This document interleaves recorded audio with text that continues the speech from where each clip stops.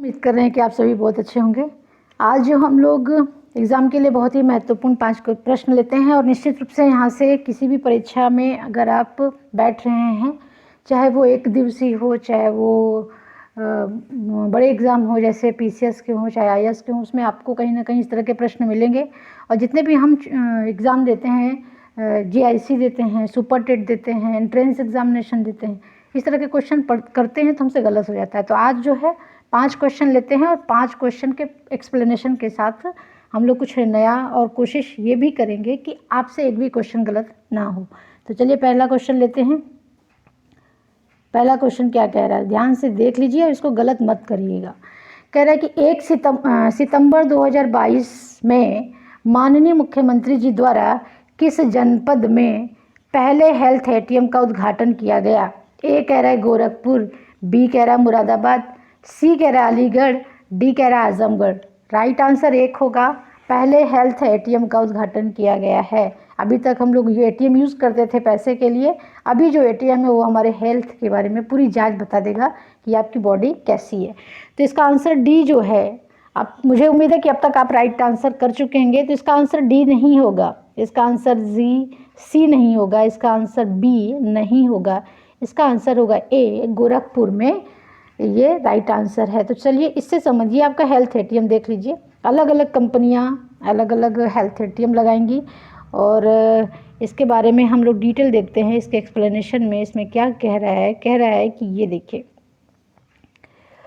माननीय मुख्यमंत्री जी द्वारा 14 सितंबर 2022 को गोरखपुर के चरगावा में, याद रखिएगा, गोरखपुर के चरगावा में प्राथमिक स्वास्थ्य केंद्र पीएचसी में हेल्थ एटीएम का उद्घाटन किया गया। तो एक चीज़ और देखिएगा, आपसे पूछ सकता है गोरखपुर के कहाँ, तो चरगावा में, किस पे, पीएचसी पे। कौन सा पीएचसी, गोरखपुर का पीएचसी, उसका नाम क्या है, चरगावा में हेल्थ एटीएम का उद्घाटन किया गया। कह रहा है इस हेल्थ एटीएम में लगभग 59 प्रकार की जांच की जाएगी। इसमें क्या 59 में सारा एक्सप्लेन नहीं किया है। कह रहे हैं कि इसमें मात्र 3 से 5 मिनट में आपका वेट देख सकते हैं। 3 से 5 जितनी भी जांच होगी 3 से 5 मिनट में हो जाएगी, यानी बहुत कम समय में होगी। पल्स रेट बता देगा, ब्लड प्रेशर बता देगा, कार्डियक आपका दिल कैसे काम करता है, कार्डियक अरेस्ट के बारे में बता देगा, ब्लड शुगर बता देगा, ब्लड की टेस्ट करेगा, ब्लड के जितने टेस्ट होते हैं वो सारे प्रकार के होगा। शुगर टेस्ट कर देगा कि शुगर किसी को मधुमेह है, डायबिटीज़ की जांच करेगा। यूरिन में इन्फेक्शन है किसी प्रकार की, यूरिन की टेस्ट वो करेगा। डेंगू की, मलेरिया की, प्रेगनेंसी टेस्ट इत्यादि, आदि नहीं इत्यादि, यानी इससे भी ज़्यादा वो हेल्थ एटीएम यूज़फुल होगा। अब आपको लंबी लाइन लगाने की ज़रूरत नहीं है। तो जहाँ जहाँ पे भी हेल्थ एटीएम लगाया जाएगा वहाँ पे आराम से लगभग 60 प्रकार यानी 59 प्रकार की जांच आप एटीएम में कर सकते हैं। तो ये हो गया आपका पहला क्वेश्चन, गलत मत करिएगा। नेक्स्ट क्वेश्चन लेते हैं। सितंबर 2022 में 22वीं, याद रखिएगा 22वीं की बात कर रहा है, 22वीं संघाई सहयोग संगठन का आयोजन कहाँ किया गया है। ए कह रहा है कजाकिस्तान, बी कह रहा है किर्गिस्तान, सी कह रहा है उज्बेकिस्तान, रूस, अब डी कह रहा है उज्बेकिस्तान। राइट आंसर कोई एक होगा, तो आप मुझे बताइएगा कहाँ पे किया जा रहा है। अभी तो हुआ है, कल परसों में ही हुआ है।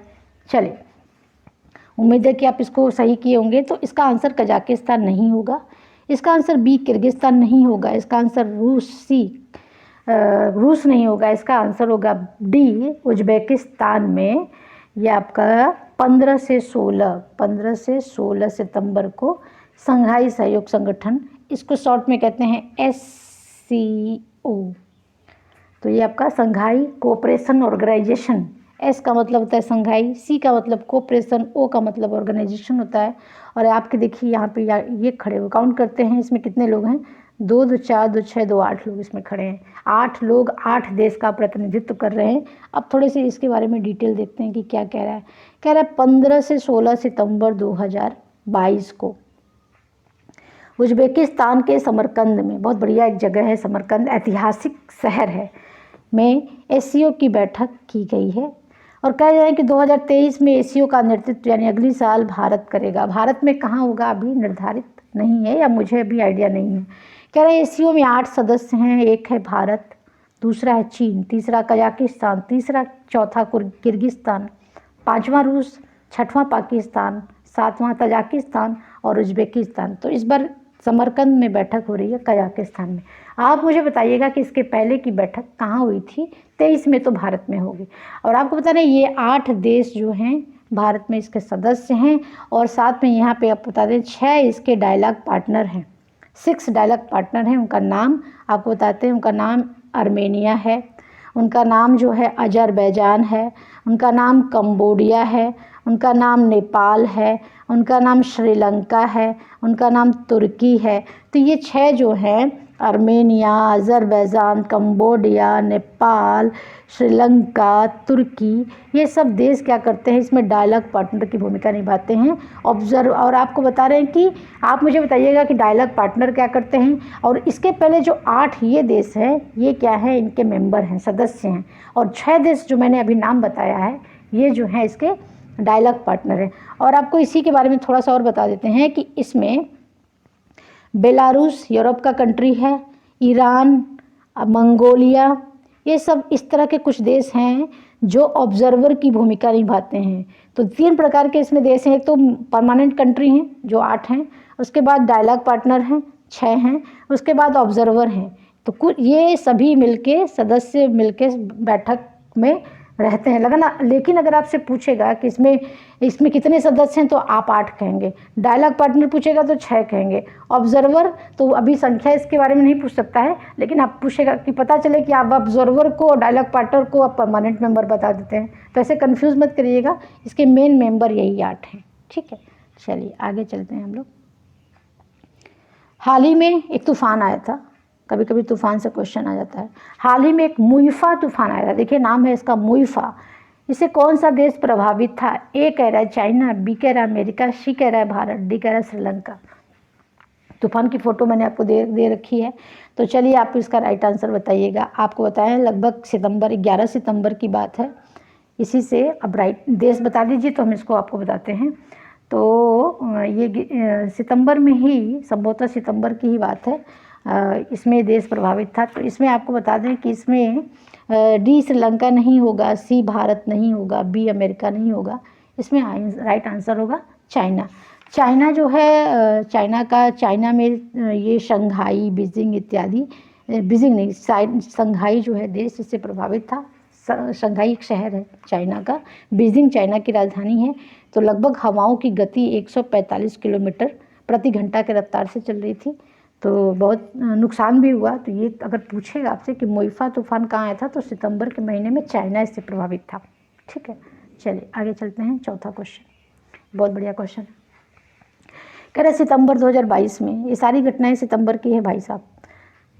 सितंबर 2022 में कैथरीन कोलोना द्वारा भारत की 3 दिवसीय यात्रा की गई। उनका संबंध किस देश से है? पहले ये देख लेते हैं। ये कैथरीन कोलोना है, ये उनका फ्लैग है, ये हमारे भारत के प्रधानमंत्री जी हैं, ये हमारा तिरंगा झंडा है। ये दोनों लोग बैठी हुई हैं। 3 दिवसीय इनकी यात्रा रही। अब ये बताइए ये क्या हैं जो प्रधानमंत्री के समकक्ष हैं कि कौन है? ये प्रधानमंत्री जी से बात कर रही हैं और ये 3 दिन की यात्रा ये किस देश से है? तो चलिए डी श्रीलंका को बाहर करते हैं। राइट आंसर अब बता चुके होंगे। सी अमेरिका को बाहर करते हैं, चीन को बाहर करते हैं। इसका आंसर होगा फ्रांस। ये राइट आंसर है, फ्रांस की। अब देखते हैं इनके बारे में कौन है। तो कह रहे हैं 13 से 15 सितंबर 2022 को फ्रांस की विदेश मंत्री कैथरीन कोलोना की 3 दिवसीय भारत यात्रा की गई। इस यात्रा के दौरान वो द्विपक्षीय यानी अपने देश के लिए और फ्रांस के लिए, क्षेत्रीय कुछ हमारे भारत के लिए, कुछ अपने क्षेत्र के लिए, और जो परस्पर हित हो से संबंधित मुद्दों पे चर्चा की। ये परस्पर हित क्या होते हैं? वो साइंस में हो सकते हैं, इकोनॉमिक में हो सकते हैं, कल्चरल में हो सकते हैं। बहुत सारे क्षेत्र हैं जिससे उनका देश लाभान्वित हो और भारत के लोग लाभान्वित हों। तो इस मुद्दे पे चर्चा करने के लिए भारत की यात्रा की। अब बताइएगा फ्रांस की राजधानी क्या है और किस नदी के किनारे हैं? और फ्रांस यूरोप में है कि अमेरिका में है कि अफ्रीका में है? ये थोड़ा वर्ल्ड मैप में देख लीजिएगा। फ्रांस बहुत बढ़िया देश है। चलिए आज का लास्ट क्वेश्चन। सितंबर 2022 में उत्तर प्रदेश के किस शहर में 2 दिन का स्मार्ट ग्राम पंचायत राष्ट्रीय कार्यशाला का आयोजन किया गया? ए गोरखपुर, बी बनारसी, सी लखनऊ या डी नोएडा? इसमें स्मार्ट गांव को स्मार्ट बनाने के लिए, पंचायत को प्रशिक्षित करने के लिए पंचायत राष्ट्रीय कार्यशाला का आयोजन किया गया। आप अब तक राइट आंसर बता चुके होंगे। कल के क्वेश्चन, कल या परसों के ये क्वेश्चन है।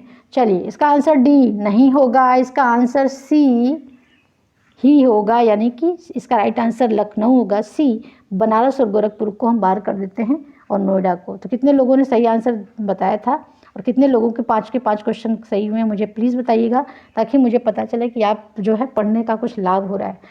चलिए, यहाँ पे मेंस के क्वेश्चन आपके जीएस में मिल सकते हैं, निबंध में भी आप कुछ यहाँ से हेल्प कर ले सकते हैं। कह रहा है सितंबर 2022 में उत्तर प्रदेश की राजधानी लखनऊ में माननीय मुख्यमंत्री जी के द्वारा 2 दिवसीय स्मार्ट ग्राम पंचायत का राष्ट्रीय कार्यशाला का शुभारंभ किया गया। ओके, आगे बढ़ते हैं। माननीय मुख्यमंत्री जी द्वारा प्रथम चरण में, ऐसा उन्होंने कहा था कि प्रथम चरण में सभी पीएचसी में हेल्थ एटीएम लगाए जाने के बाद द्वितीय चरण में हम ग्राम पंचायतों में भी हेल्थ एटीएम लगाएंगे। अभी हम लोग एक हेल्थ एटीएम गोरखपुर में लगवाए थे, तो यानी कि वो कह रहे हैं कि यहाँ पे इन्होंने जब कार्यशाला में इन्होंने कहा कि ये जो हेल्थ एटीएम है सभी पीएचसी पे जब लग जाएगा, उसके बाद हम क्या करेंगे कि सभी जो ग्राम पंचायतें हैं, अब ग्रामीण क्षेत्र के लोगों को भी अब पीएचसी जाने की ज़रूरत बाद में नहीं पड़ेगी। कब? द्वितीय चरण में, जब सारे पीएचसी हेल्थ एटीएम से सज्जित हो जाएंगे। तो इन्होंने ये आश्वासन दिया। फिर तीसरा नंबर क्या कह रहा, माननीय मुख्यमंत्री जी द्वारा ग्राम पंचायतों को मजबूत करने के लिए 4 मूल मंत्र दिए गए। ये जीएस में अगर आप मुख्य परीक्षा दे रहे हैं कहीं पर भी निबंध में आप इसको ऐड कर सकते हैं। कह रहे हैं ग्राम पंचायतों को मजबूत करने के लिए 4 चीज़ें बहुत ज़रूरी है, तब हमारा गांव जो है, हमारा ग्रामीण क्षेत्र जो है आत्मनिर्भर हो जाएगा और शहरों पर डिपेंडेंसी खत्म हो जाएगी। पहला क्या कह रहे हैं? कह रहे हैं कि ढांचागत विकास। अब ढांचागत यानी कि आधार, इंफ्रास्ट्रक्चर डेवलपमेंट की बात कर रहे हैं कि अगर वहाँ गांव के क्षेत्र के इंफ्रा यानी हॉस्पिटल, स्कूल, सड़क, वाटर, बहुत सारी चीज़ें उसमें आती हैं, बैंकिंग सेक्टर इत्यादि अगर गांव में ही मिलने लगेगा तो लोग शहर क्यों जाएगा?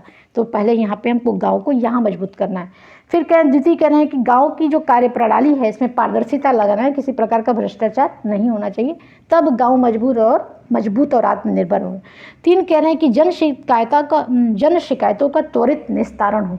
जितने भी जनता की शिकायत होती हैं सरकारी योजनाओं से संबंधित या अन्य क्षेत्र में, अगर वो अपनी शिकायत को लेकर कहीं जाते हैं तो उनका निस्तारण, उनको बार बार मत दौड़ाइए, त्वरित निस्तारण कर दीजिए।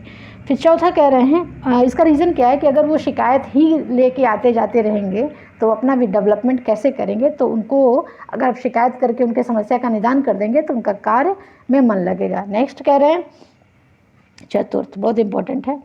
चतुर्थ कहना है ऑनलाइन सर्विस को बाधा रहित आम जनमानस तक पहुंच सुनिश्चित करना। कह रहे हैं कि जितना भी इंटरनेट सेवा है ये ग्रामीण क्षेत्र तभी आत्मनिर्भर होगा जब गांव में ऑनलाइन सर्विस की जो भी सुविधाएं हैं जिसके लिए हम शहर आते हैं वो सारी चीज़ें गांव में। इसके लिए क्या कह रहे हैं कि हमको गांव के क्षेत्र में केबल बिछा के इंटरनेट को मजबूती से बिना बाधा रहित उपलब्ध कराना चाहिए, चाहे 4G हो चाहे 5G हो, कोई भी हो।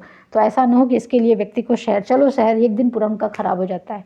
तो ये 4 दिए हैं, प्रथम, द्वितीय, तृतीय, चतुर्थ। इससे गांव हमारा आत्मनिर्भर होगा, मजबूत होगा और शहर पे डिपेंडेंसी कम होगी। गांव के क्षेत्र के लोगों को गांव में ही रोजगार मिलेगा।